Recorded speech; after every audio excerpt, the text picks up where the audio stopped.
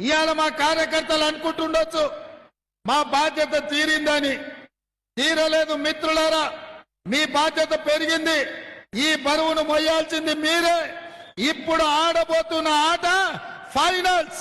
ఈ ఫైనల్స్ లో గుజరాత్ నుంచి వచ్చిన మోడీ, అమిత్ షాను ఈ ఫైనల్స్ లో మనం ఢీ కొట్టబోతున్నాం.